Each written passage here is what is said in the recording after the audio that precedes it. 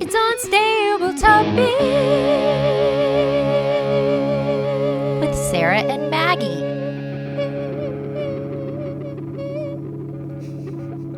Hey, Bestie. Hey, Bestie. So recently, this isn't unstable. This is actually very stable. But the story I'm going to get to, it reminded me of I will be the unstable. judge of that. I Okay. will be the judge. So my brother recently proposed to his girlfriend, Melissa, who was just delightful. And she said yes. So it's very exciting. So that's not unstable. That's fantastic. But he took a lot of time in preparation into making sure it was this beautiful moment for her, which was commendable and awesome. And it reminded me that my own proposal was very unstable because Jamie Adams, who I love dearly, spent a lot of time thinking about how he was going to propose, similar to my younger brother. Except I buffed it up. So, of course I did. It was a Thursday, and we were working Twilight Tunes, and it was just a normal day.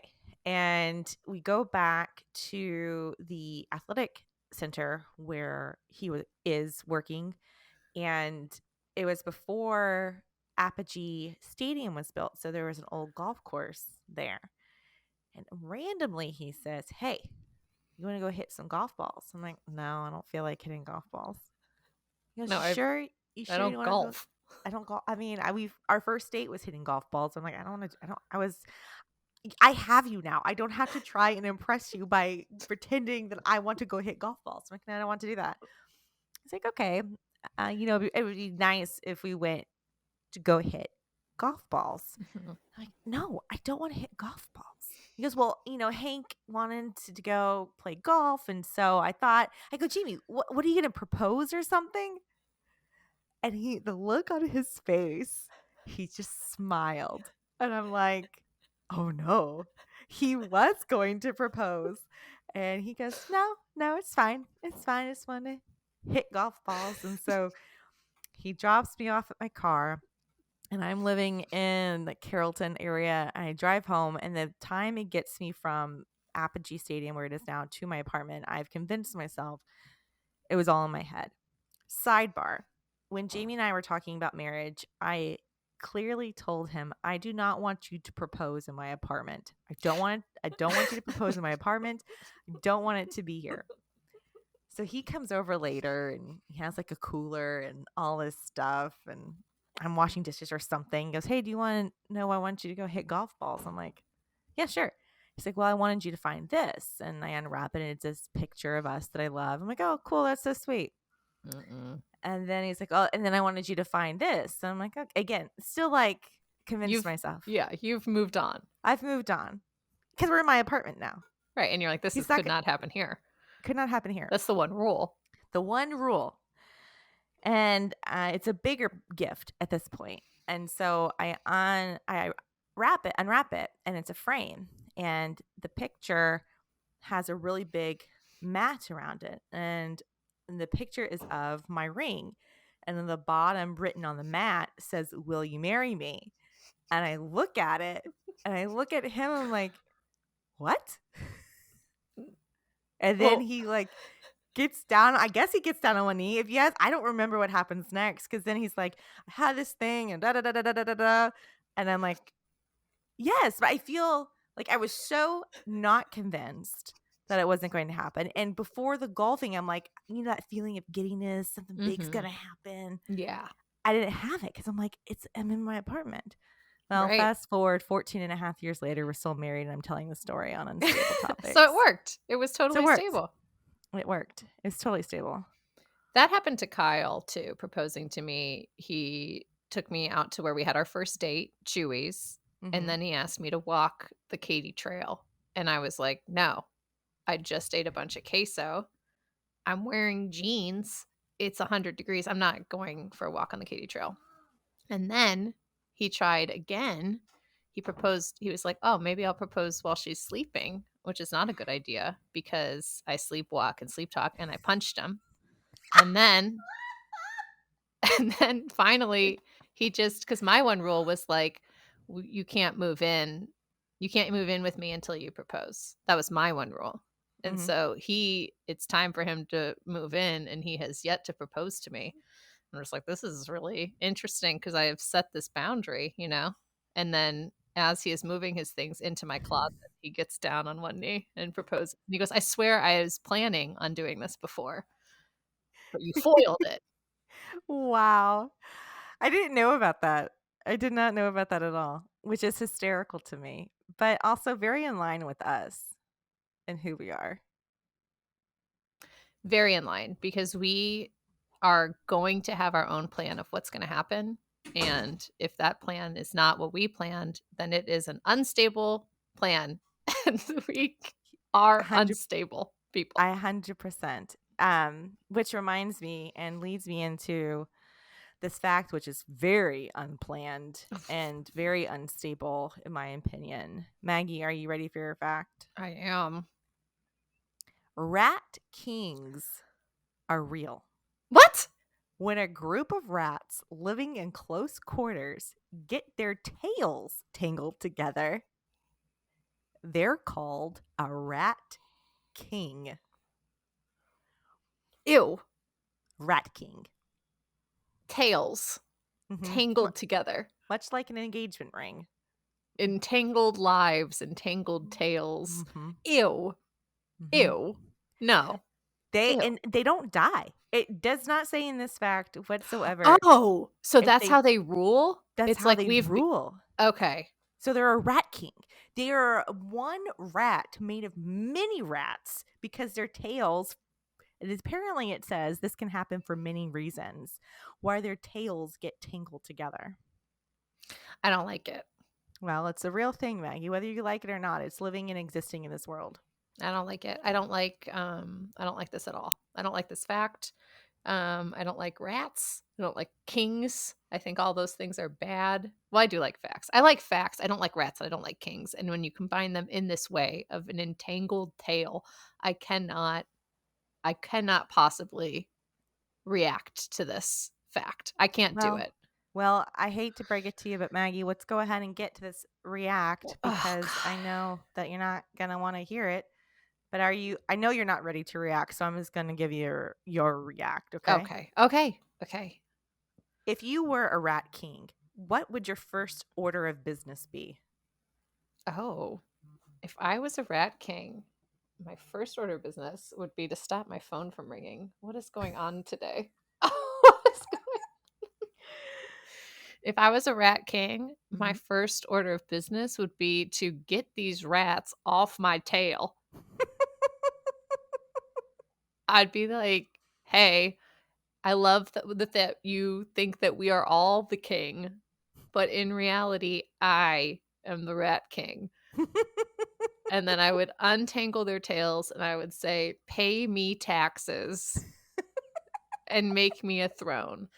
I am your king now. Solely me. What would you do? What would be your first order of business?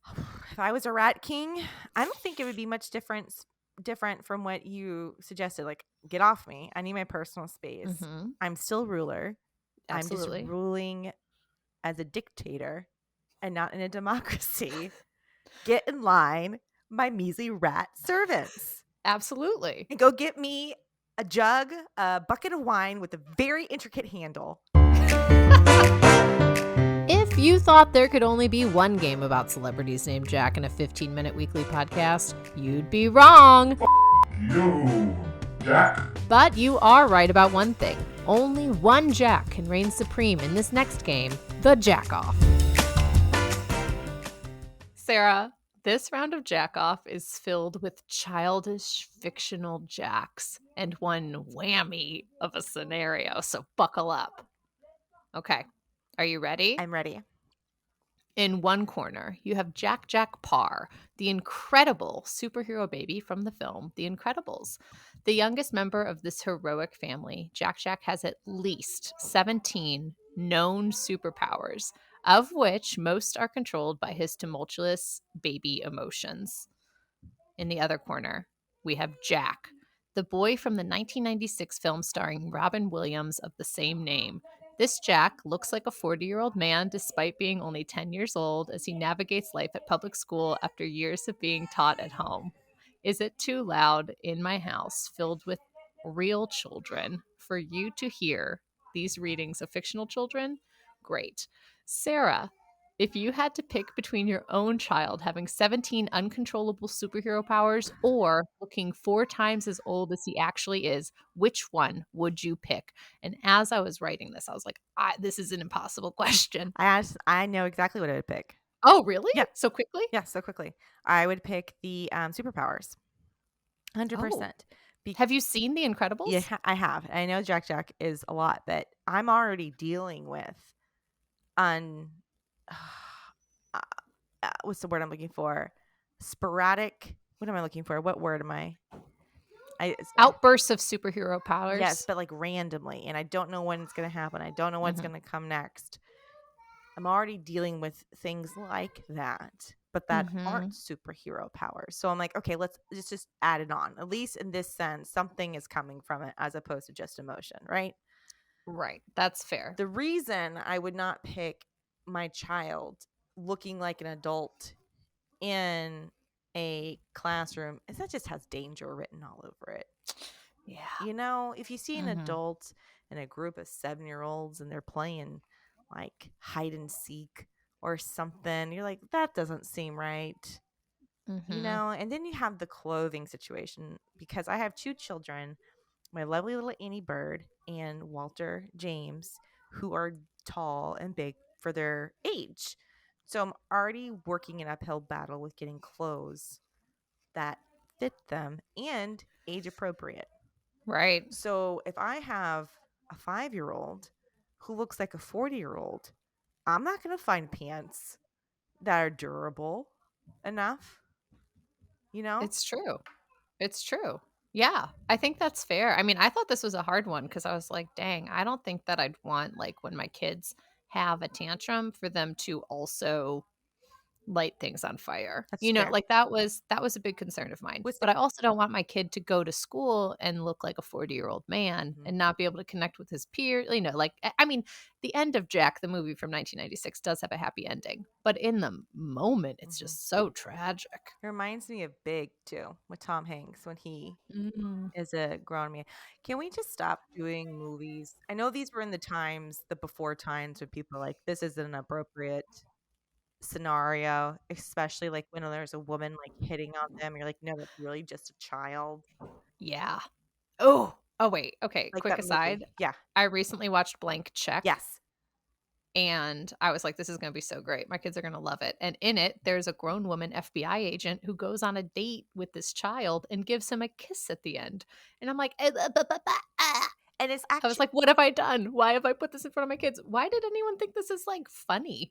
I have no idea. And it's not even a child in a man's body. It's an actual child. That's an actual I can see how it would be confusing if a child was in a man body, but I'm like, this is no, this is not appropriate.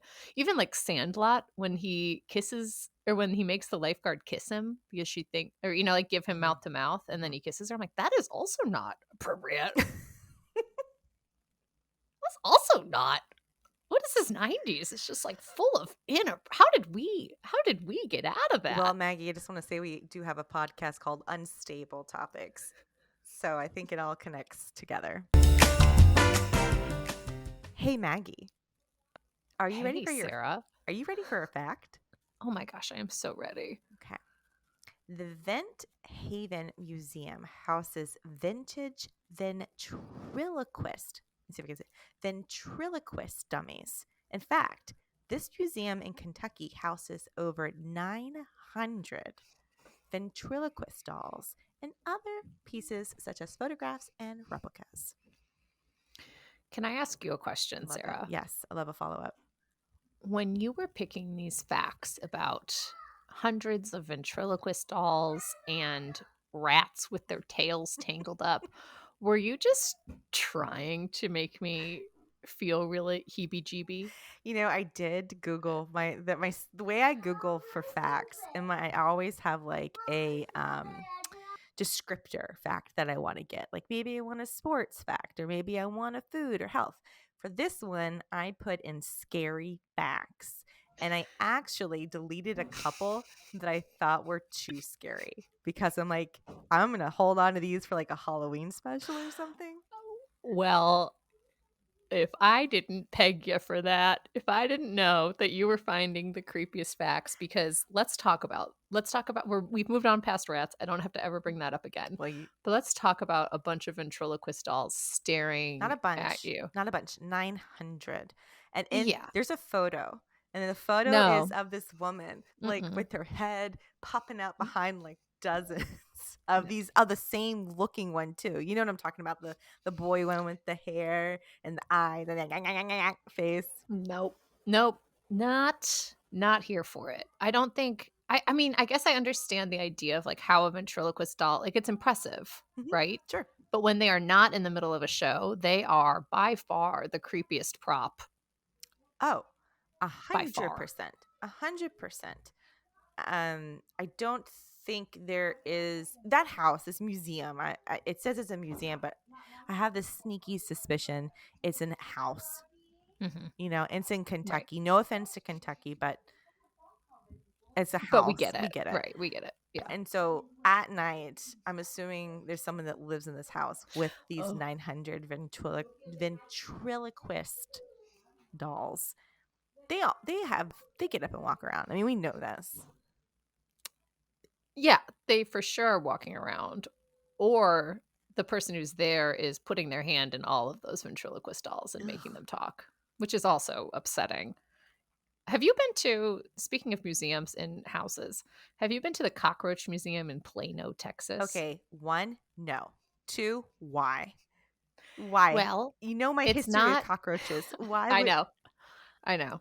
Well, it's not like a museum like you're thinking. It is just a small shop in a plaza. And it's not cockroaches like you're thinking. It's cockroaches decorated and put into little scenarios, like a little cockroach on the beach sipping a pina colada, or oh look, this cockroach is a firefighter and he's got a little fireman hat on. Is it supposed to create empathy for me for the cockroach? Because I tell you No, what, it doesn't. No, I think it's an advertising. I think that the storefront is actually for like an exterminator business. Oh, that's smart. But they call it the Cockroach Museum. real And so I smart. think it's like, oh, building some press, and then also we will exterminate these roaches from your home and put them in our museum. Look, it's like a full circle. We use all of them. Smart on their part, but who's the intern that had to put these cockroaches? Because it's not anybody in upper management doing that. Or it's the person who runs the museum, just like the lady in the house with the ventriloquist dolls. Mhm. She's like putting together all these heads. And so the person who's like, I have an idea for a museum. Well, Maggie, is a cockroach museum.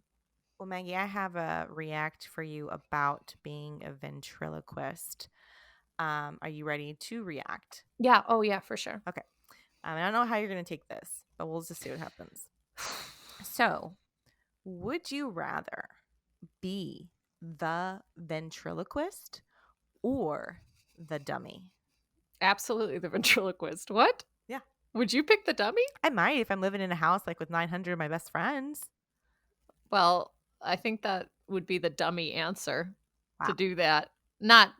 Because I know that you would really choose to be the ventriloquist. No, I don't want someone's hand up me. I don't want someone talking for me. I don't want to just be like put on a shelf in some house in Kentucky. Like, no, I want to be the ventriloquist who can walk around, put on a show, put it to bed, go on with my life. Sounds like you just described a man. What? He said, I want to not be put up on a shelf. I want to walk around. I want to do my life. I don't want someone talking for me. And it's like, oh, you want to be like a not a woman, put up on a shelf, having somebody speak for them. You see where I'm going? Yeah, I see. This is a feminist soapbox you're getting on, I think. But I'm partially tracking. I agree. I agree with you. I don't know, Maggie. I just got I'm still thinking about cockroaches with sipping a pina colada. Aha. It's what happened was you were trying to make me disgusted, but you didn't know that in my back pocket I had Cockroach Museum ready for just a moment like this where you share two gross, scary facts in a row. Thank you so much for joining us. If you enjoyed this episode, we would love a review, subscribe, or for you to share this with a friend you think would like it. Or all three of those things. You can do all three and make our day and help us grow.